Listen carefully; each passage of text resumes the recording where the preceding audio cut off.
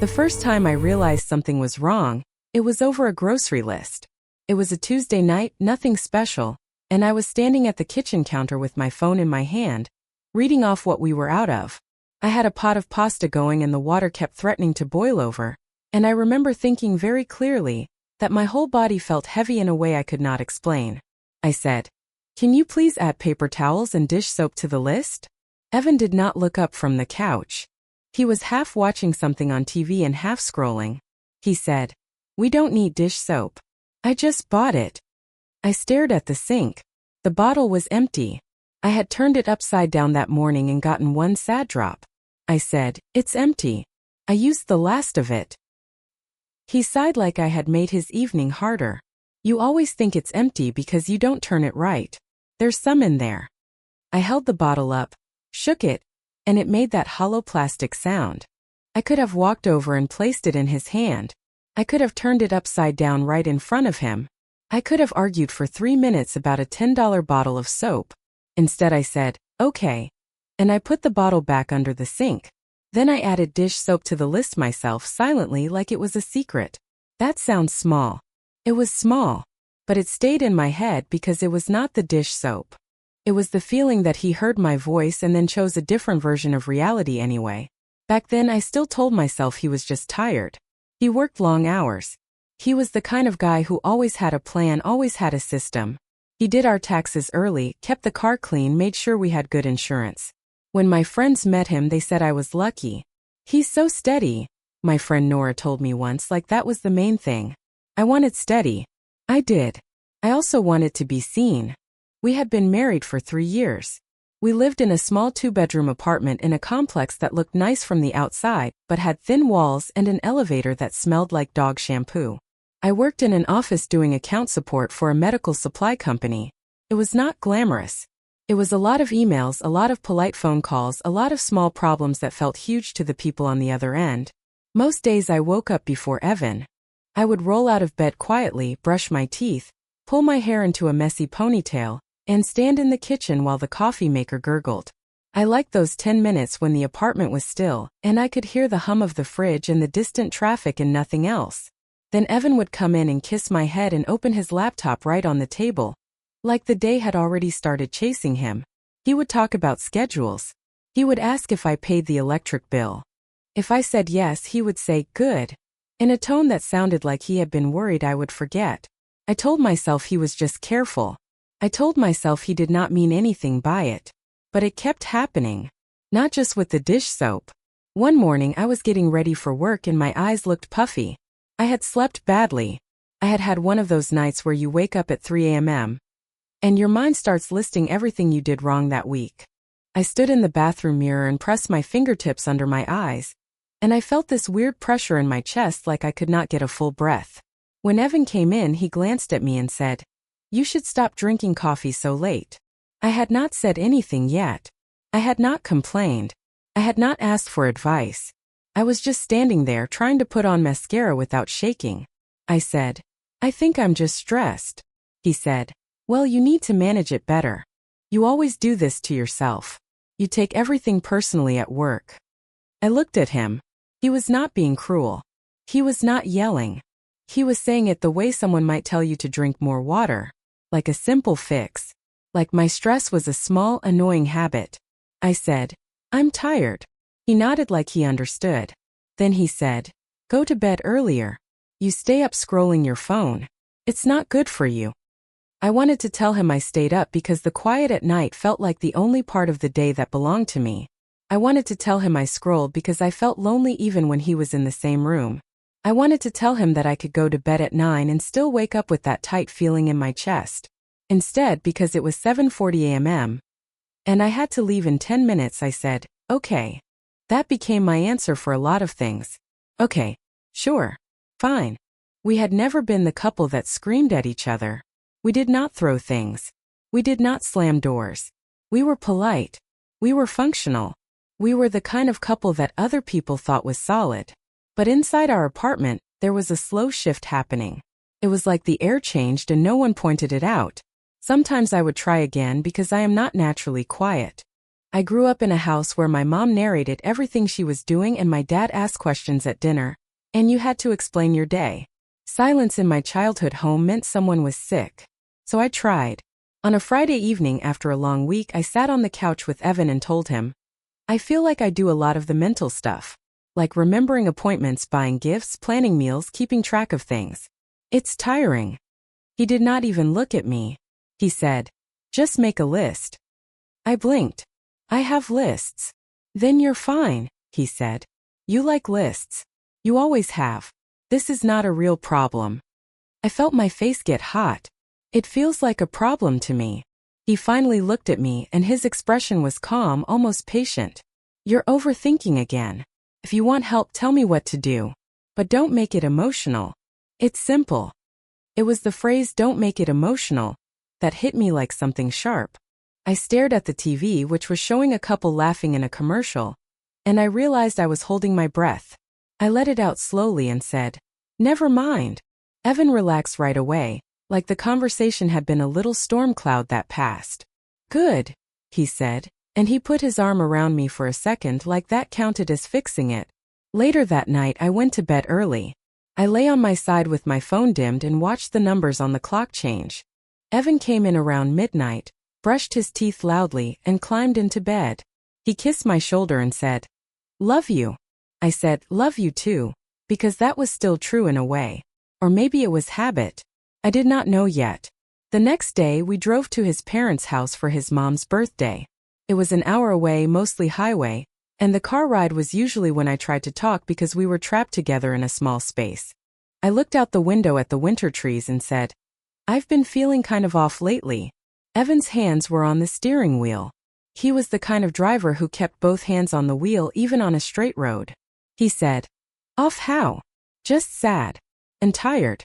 Like I'm carrying something. He nodded once. You should take vitamins. You never eat enough protein in the morning. I stared at him. I'm not talking about food. He shrugged. Your mood is connected to your habits. You need to fix the habits. I felt something inside me fold in on itself. It was not anger. It was not even surprise. It was this quiet, sinking understanding that my feelings were always going to be treated like a problem to solve, and he was always going to be the one holding the instruction manual. I tried one more time. Sometimes I just want you to listen. Like, just hear me. He glanced at me, and I could tell he thought he was being reasonable. I am listening. I'm telling you what to do. That's not listening, I said, and my voice sounded small even to me. He exhaled through his nose like he was trying not to be annoyed. Okay, but if you don't want solutions, then what do you want? You want me to just sit here and say that sucks? I hesitated because part of me did want that. I wanted him to say, that sounds hard, without making it my fault. I wanted him to ask, what's been weighing on you? I wanted to feel like we were on the same team, but I could hear how he said it. Like it was silly, like it was a waste of time. So I said, never mind. Again. At his parents' house, I smiled and helped set the table and laughed at his dad's jokes. Evan's mom hugged me and said, you look tired, honey. Before I could answer, Evan said, she stays up too late. I keep telling her. His mom frowned a little and touched my arm. Well, you need rest. I smiled and said, yeah. And I felt that same heat in my face. It was embarrassing, but not in a big dramatic way. Just a quiet humiliation, like being corrected in front of someone when you did not ask. On the drive home, Evan hummed along to the radio. He seemed happy. He had been praised for fixing his uncle's printer. His mom had sent him home with leftovers. Life to him was running the way it should. I looked at his profile in the dashboard light and thought, he is not a bad man. He loves me in his way. He pays attention to things. He just does not pay attention to me when I am not easy. That night, after we ate leftover cake, I stood in the kitchen washing dishes and Evan came up behind me and kissed my neck. I stiffened without meaning to. He noticed and said, what's wrong now? The words now and wrong landed together like a judgment. I turned off the water. I kept my hands in the sink, holding a plate that was already clean. I said very carefully, nothing is wrong. I'm just tired. He leaned on the counter and watched me like he was waiting for the real answer. You always say you're tired. You need to do something about it. You can't just keep being tired. I swallowed. My throat felt tight. I'm trying. He shook his head like he was disappointed but trying to be patient. Trying is not doing. You need a plan.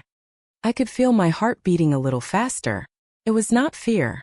It was this sense of being backed into a corner, not by anger but by certainty. His certainty. His need to be right. I put the plate in the drying rack and finally turned to face him. My hands were wet and my sleeves were damp. I said, Evan, I don't need a plan right now. I need you to just be with me. I need you to stop correcting me every time I say how I feel. His eyebrows lifted. Correcting you? Yes, I said, and I heard my own voice trembling and it made me more frustrated. When I say I'm tired, you tell me I'm doing it wrong. When I say I'm stressed, you tell me I'm overthinking. When I say I'm lonely, you tell me to make a list. It makes me feel like there's no point talking. He stared at me for a second, and in that moment I felt something hopeful. Like maybe he would finally understand. Like maybe he would step forward and say, I'm sorry. I didn't realize. Like maybe he would hold my face and tell me he heard me. Instead he said, You're being dramatic. I'm trying to help you. Why do you always twist it? My stomach dropped. It was so fast and so familiar that it almost felt physical, like missing a step on a staircase. I'm not twisting it, I said. This is how it feels. He crossed his arms. Feelings are not facts, Hannah. You always do this. You make everything about how you feel. I'm telling you what makes sense. I stared at him. I had never heard him say my name like that before, in that tone, like he was calling me back into line. The kitchen light buzzed softly above us. The dishwasher hummed. Outside, I could hear someone's car door slam in the parking lot. I realized I was holding the edge of the counter with both hands, gripping it hard like I needed something solid. Evan looked at me like he was waiting for me to calm down and admit he was right. I opened my mouth, ready to argue, ready to explain, ready to beg for something that should not have to be begged for. And then my phone buzzed on the counter. It was a text from my manager. Need you to cover tomorrow morning. Sorry, last minute. I stared at the screen and something in me went very still. Because I could already hear Evan's response. I could already hear him telling me I should have better boundaries, that I should say no, that I let people walk all over me. I could already feel the conversation turning into another lesson. I looked up at him, and he was already glancing at my phone. He said, See? This is what I mean. You need to stop letting them do that to you. I felt my mouth close. I felt my shoulders drop a fraction, like my body was giving up before my mind caught up. I picked up the phone slowly and I heard myself say, Yeah, you're right. But inside I did not feel agreement. I felt the beginning of something else. And as I stood there in our bright kitchen, with wet hands and a clean plate and a text I did not want, I realized I was about to make a choice that I had never made before. I just did not know yet what it would cost. On Sunday morning I went to the shift anyway. I got up before it was fully light outside. The apartment was cold because Evan always turned the heat down at night, and I stood in the kitchen in my socks, making coffee quietly so the machine would not wake him. I ate a piece of toast over the sink because that was faster than sitting down. My phone was on the counter with my manager's text still sitting there like a little weight. I did not tell Evan I was annoyed about going in. I did not tell him I was angry at myself for saying yes. I did not tell him I wanted him to say, That's not fair. You shouldn't have to do that. I already knew what he would say. When I walked into the bedroom to get my sweater, he rolled over and blinked at me. You're really going? Yeah, I said. He rubbed his face and sat up. You have to stop doing this. They think you'll always cover. I know, I said, and my voice sounded flat even to me. Evan watched me for a second. Why are you mad at me? I paused with my arms halfway into my sweater. I'm not mad at you. You look mad, he said. I'm just saying what's true. I pulled the sweater down and grabbed my bag. I'm not mad. I'm just tired. He leaned back against the headboard. If you're tired, you should have said no. This is what I keep telling you. There it was. The lesson. The correction. The feeling that the only acceptable emotion in our house was the emotion he approved of. I looked at him and for a second I almost said it again, the thing I had tried to say in the kitchen. I almost said, Can you just ask how I feel without turning it into a problem? I almost said, "Can you just be on my side?" But I could already see how it would go. He would say I was making it emotional. He would say he was trying to help. He would say I twisted his words. He would wait for me to calm down. So I nodded once. "Okay," I said, and I left. Outside, the air was sharp. My car had a thin layer of frost on the windshield, and I scraped it off with the edge of an old gift card. My fingers went numb, and it felt almost good because it was something clear, something simple, ice scraping glass. At work, the building was quiet and half-lit. The weekend crew was small. The break room smelled like burnt coffee and microwaved eggs. I answered emails and processed orders and tried to ignore the dull ache behind my eyes. Around noon, I got another message from my manager. "Also, can you stay an extra hour? Shipment issue." I stared at it. My first instinct was to say yes automatically. That was what I did. I smoothed things over. I made life easier for everyone. I kept the wheels turning. I thought about Evan's voice, how he said, "You have to stop doing this," like it was a flaw in my character. I typed, "I can't today. I have plans." Then I stared at the words because my heart was racing like I had done something dangerous. I hit send. My manager replied 10 seconds later. "Okay." That was it. No anger. No punishment. Just okay. I sat there in my little cubicle and felt my throat tighten. And I could not even tell if I wanted to laugh or cry. It was such a small moment, but it made something clear. Sometimes the fear was bigger than the reality. Sometimes the hardest part was just choosing myself once. When I got home, Evan was in the living room with a baseball game on, eating chips out of the bag. He looked up when I came in. "Did you stay late?" he asked. "No," I said, taking my coat off. He blinked like he did not expect that answer. "Why not?" "Because I said no," I said.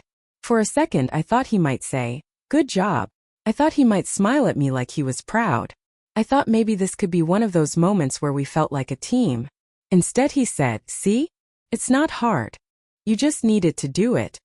I stood there with my keys in my hand, and that quiet sinking feeling came back. Even when I did the thing he wanted, it still became proof that he had been right all along. My effort disappeared into his certainty. I walked into the kitchen and opened the fridge. We had his mom's leftovers in there, stacked in plastic containers. I pulled one out and stared at it like it would tell me what to do next. Evan followed me. "What are you making?" "I don't know," I said. "Maybe we can just eat leftovers." He frowned. "We should use the chicken tonight. It'll go bad." "It's fine," I said, and my voice was sharper than I meant. Evan's eyes narrowed slightly. "Why are you being like this?" I took a slow breath. "I'm not being like anything. I'm just tired." "You always say that," he said again like a complaint. "It's like you want to be tired. You don't do anything to fix it." I set the container down. I rested both hands on the counter, feeling the cool surface under my palms, grounding myself. I could feel that familiar urge rising in me, the urge to explain myself until he understood. I could already feel myself forming sentences in my head, trying to make my feelings sound logical enough that he would accept them. But another part of me, the part that had typed, "I can't today" at work, whispered, "What if you do not explain? What if you stop trying to earn permission to feel?" I turned and looked at him. "Evan, I don't want to talk about my tiredness like it's a problem you need to solve. I want you to stop treating it like I'm doing something wrong." He stared at me. "I'm not treating you like you're doing something wrong. I'm telling you the truth." "That's the same thing," I said quietly. He scoffed. "No, it's not. You're just sensitive." That word hit me. Sensitive. He said it like it was a label he had put on me years ago and now it explained everything. I felt my face go hot again. "I'm not sensitive. I'm just asking you to listen." "I am listening," he said louder now. "But you're not hearing me. You keep saying you're tired and lonely and stressed, and then you don't want any solutions. What am I supposed to do?" I wanted to say you could hold me. You could ask questions. You could stop trying to win every small conversation. But the problem was, with Evan, it always came back to the same place. He believed there was a correct way to feel and he believed he knew it. If I did not match his idea of reasonable, then my feelings were wrong. I looked at him and suddenly I was tired in a different way. I was tired of translating myself. Tired of making my voice softer so he would not accuse me of being dramatic. Tired of walking into every conversation already bracing for correction. I picked up my phone from the counter and scrolled without really looking, just to give my hand something to do. Evan watched me, waiting. Are you going to answer? I swallowed. I don't know what to say. He threw his hands up slightly. This is what I mean. You shut down. You just stop talking. You act like I'm the bad guy. I stared at the floor. My throat felt thick. I wanted to tell him I was shutting down because talking did not feel safe anymore. Not physically unsafe, but emotionally unsafe. Like I would put something real on the table and he would push it back at me and call it wrong. Instead, I heard myself say, I'm sorry. Evan's shoulders relaxed immediately, like the tension in the room had a switch and my apology turned it off. Okay, he said. Let's just have a normal night. I don't want to fight. I did not correct him. I did not say, we weren't fighting. I did not say, this is not a fight, this is me trying to exist.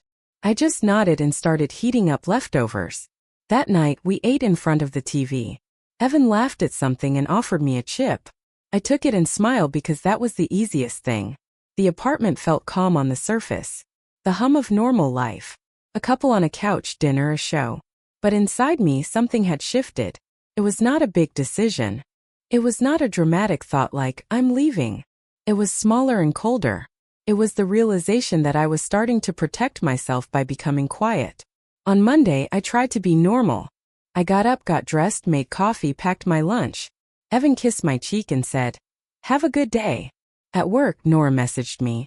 Are you coming to my place Friday? We're doing a little thing. I typed back, yes. And then I paused because I realized I had not checked with Evan. Not because I needed permission, but because I already knew he would have an opinion about it. He would ask what time. He would ask who would be there. He would ask what the point was. He would suggest we should stay home and rest instead. I typed another message to Nora. I'll confirm the time. Then I stared at my screen and felt that familiar tightness in my chest. Why did every small plan feel like something I had to prepare a defense for? That evening when I got home, Evan was already cooking. He was good at cooking when he wanted to be. He had a recipe open on his phone and music playing softly. He looked up and smiled. Hey, he said. I'm making stir-fry. You like this one? I do, I said, and I meant it. This was the part that made it confusing. He could be thoughtful. He could do nice things. If I had told someone, my husband doesn't listen to me, they might picture someone cruel or careless. Evan was not careless in obvious ways. He remembered to buy my favorite sparkling water. He scheduled my car's oil change when I forgot. He called when he was running late. But listening was different. Listening required him to accept that my inner world existed, even when it did not match his plan. We ate at the table, which was rare for us. He asked about my day, and I told him one simple thing about a coworker messing up an order. Evan shook his head and said, see, that's why you have to document everything. You need to cover yourself. People will always mess up. I nodded because I did not want to invite a full conversation. I could feel it now like a reflex. Keep it light, keep it simple, keep your real feelings tucked away. Halfway through dinner, I said, Nora invited us over Friday. Evan paused with his fork in midair. For what? Just a small get-together, I said. A couple people. He frowned. On Friday? We have errands. We need to go to Costco. And I wanted to look at that new phone plan. We can do errands Saturday, I said. Evan set his fork down carefully. Saturday is busy. It makes more sense to do it Friday after work. Plus, you're always exhausted on Fridays. You'll just complain the whole time. I felt my jaw tighten. I'm not going to complain. He tilted his head slightly. You always do. You say you're tired. You say you don't want to go. Then you go anyway and act quiet. It's not fun. There was a moment of silence. The words sat between us. I could hear the refrigerator hum again. I could hear a neighbor's muffled music through the wall. I realized he was describing me like I was a problem he had already solved. Like he had decided who I was, and now he spoke to that version of me. I put my fork down too. Maybe I'm quiet because I'm tired of being told how I feel, I said before I could stop myself. Evan's eyes narrowed. What does that mean? My heart started pounding. I could feel the cliff edge coming. That place where a conversation turned from normal to heavy. I could see him getting ready mentally to correct me.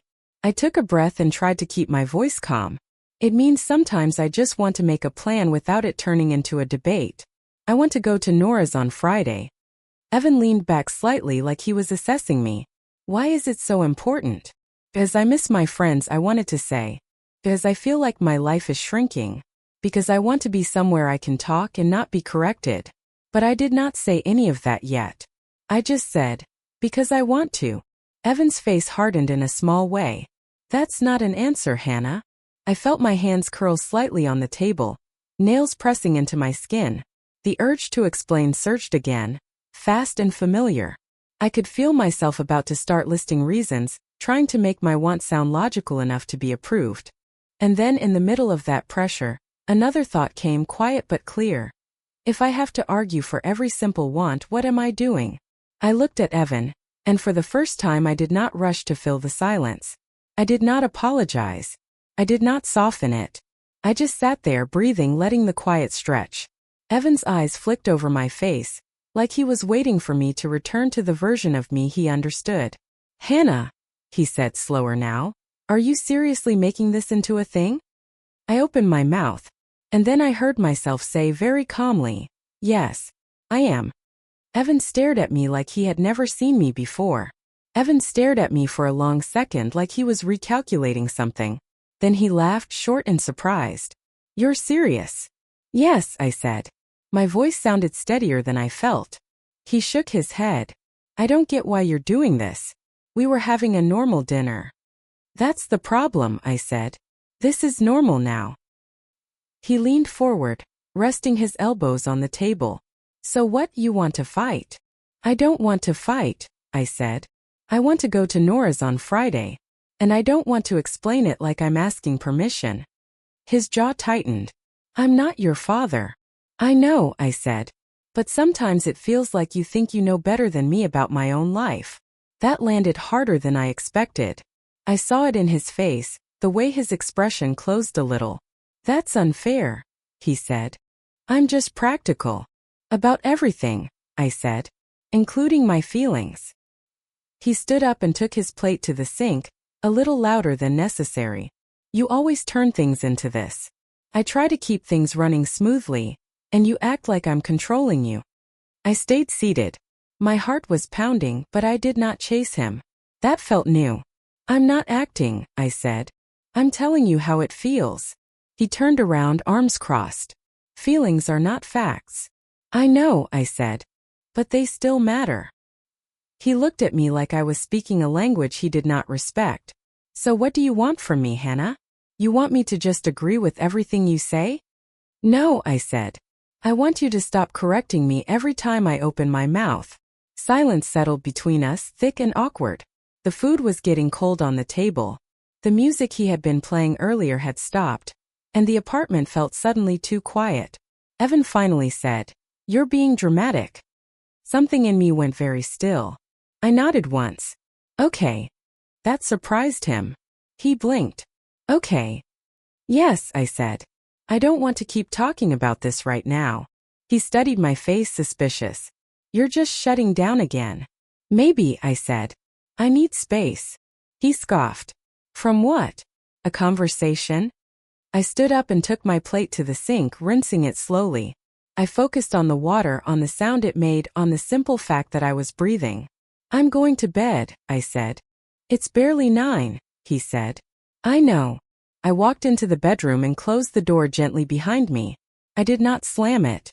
I did not cry right away. I sat on the edge of the bed and took off my shoes, then lay down and stared at the ceiling. My phone buzzed. A text from Nora. So are you coming Friday? I typed, yes. I did not add anything else. I slept badly. I woke up at 2 a.m. Then 4:30, then again just before my alarm. Evan did not come to bed until late. When he did, he stayed on his side and did not touch me. In the morning we moved around each other like polite strangers. He made coffee. I packed my lunch. We said, have a good day, like coworkers. At work I felt hollow. Not sad exactly. Just emptied out. I answered emails and nodded in meetings and smiled at the right moments. Inside, I kept replaying the dinner conversation, not to argue with it, but to study it. I noticed how often I had almost apologized. How often I had almost backed down. Around noon my mom called. "Hey sweetheart," she said. "How are you?" I hesitated. "I'm okay." "You don't sound okay." I leaned back in my chair and stared at the ceiling tiles. "I'm just tired." She was quiet for a moment. "That tired?" Something in her voice made my chest ache. I swallowed. "Yeah." "Is everything okay with Evan?" she asked gently. I opened my mouth to say yes. That was the reflex. That was the script. But the words did not come. "I don't know," I said finally. She did not push. She just said, "Well, I'm here if you want to talk." "Thanks," I said, and I meant it. That night, Evan came home late. I was already on the couch, scrolling through my phone without really reading anything. He dropped his bag by the door and glanced at me. "You still mad?" he asked. I looked up. "I'm not mad." He sighed. "You say that, but you act cold." "I'm just quiet," I said. "That's the same thing," he said. I did not respond. He stood there for a second, then said, "So what's the plan for Friday?" "I'm going to Norris," I said. "With or without me?" "With or without you," I said honestly. "I'm going." He frowned. "You're serious about this?" "Yes." He shook his head slowly. "You're being really stubborn." I almost laughed because it was so familiar. Anytime I did not bend, I was stubborn. Anytime I held my ground, I was difficult. "I don't think I am," I said. "I think I'm just choosing." "Choosing what?" he asked. I looked at him. I thought about how to answer in a way that would not turn into another lecture. I chose simplicity. "Choosing myself," I said. His mouth tightened. "That's selfish." The word sat there heavy. I felt something else settle inside me then. Not anger. Not fear. A calm distance. "I'm going to take a shower," I said. In the bathroom, I let the water run hot and stood under it until my skin turned pink. I rested my forehead against the tile and closed my eyes. I thought about the early days when Evan had listened more. Or maybe I had talked less about things that mattered. I wondered when the balance had shifted, when my voice had become something to manage instead of something to hear. On Friday I got dressed carefully. Not fancy. Just jeans and a sweater. Evan watched me from the doorway. "You're really going?" he said again, like he was still hoping I would change my mind. "Yes," I said. He crossed his arms. "I think this is a mistake." "I don't," I said. He shook his head. "You're pushing me away." I paused with my hand on my bag. "I've been standing right here the whole time."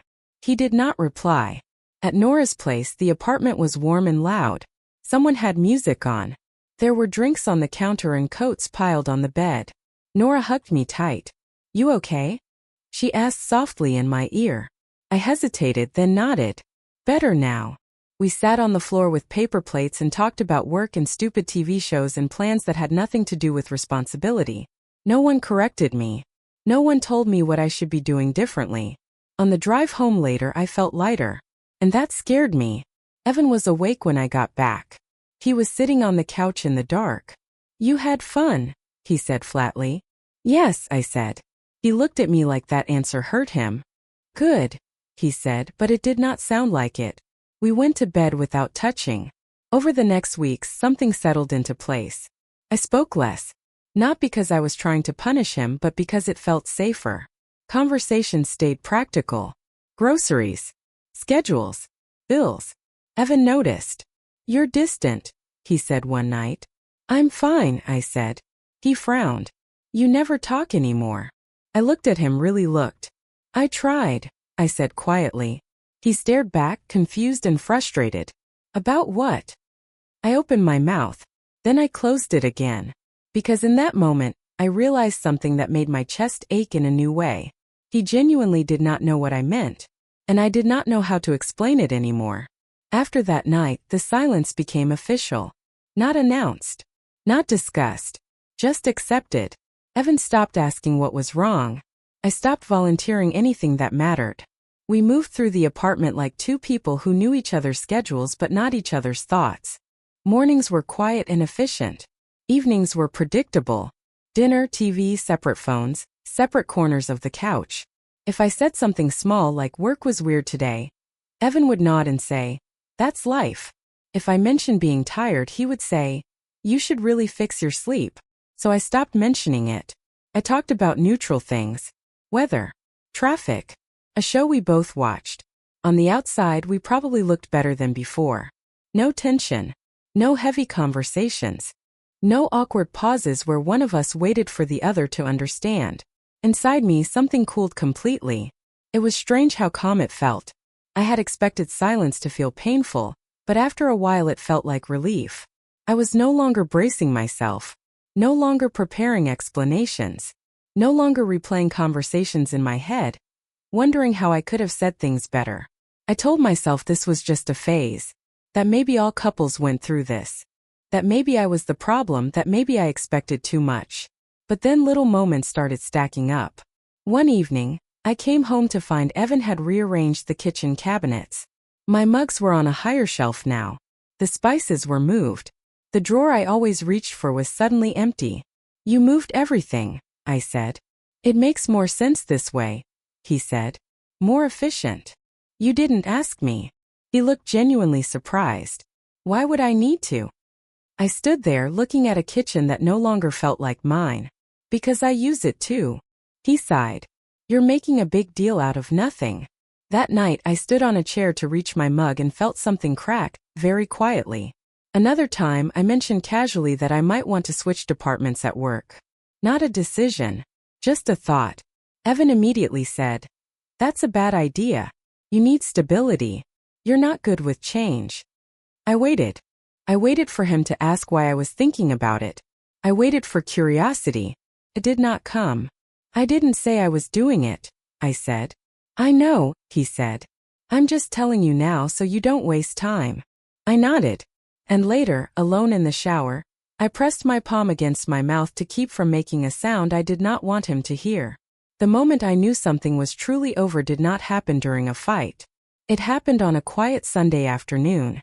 We were sitting at the table, both on our laptops. I was scrolling through old photos, cleaning up my phone storage. There were pictures from our early years. Road trips. Bad haircuts. Laughing at nothing. I stopped at one photo of me, taken by Evan on a beach years ago. I remembered the day clearly. I remembered feeling seen then. I felt a sudden sharp urge to say something real. One last attempt. Not to fix us, but to check if there was still anything to reach.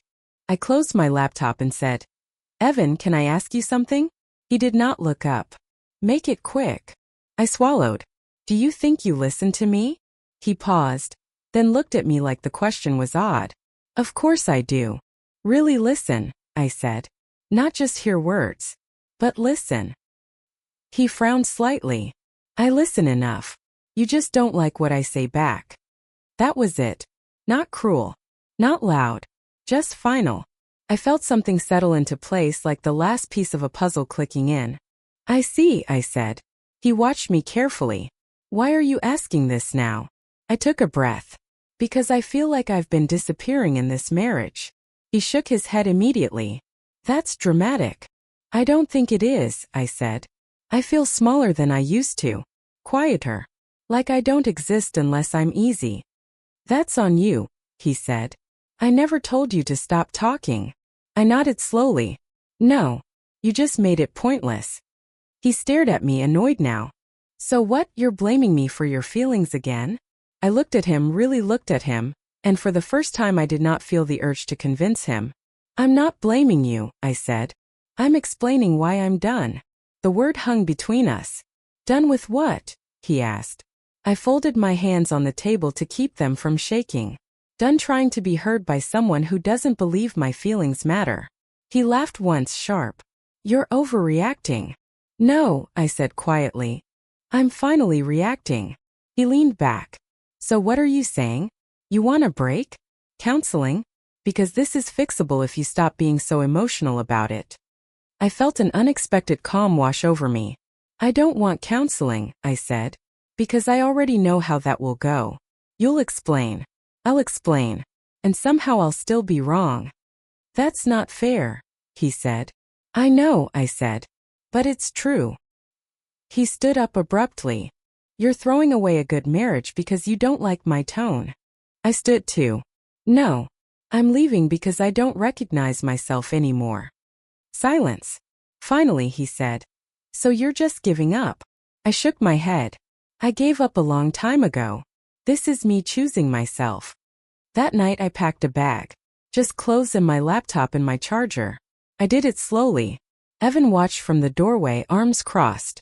You'll regret this, he said. Maybe, I said. But I already regret staying quiet for so long. I drove to my mom's place. She opened the door in her robe, took one look at my face, and pulled me into a hug without asking questions. In the weeks that followed, Evan sent messages. Practical ones at first. Bills. Logistics. Then longer ones explaining his side. Explaining how he had always tried to help. How I misunderstood him. How I was too sensitive. I read them. I did not argue.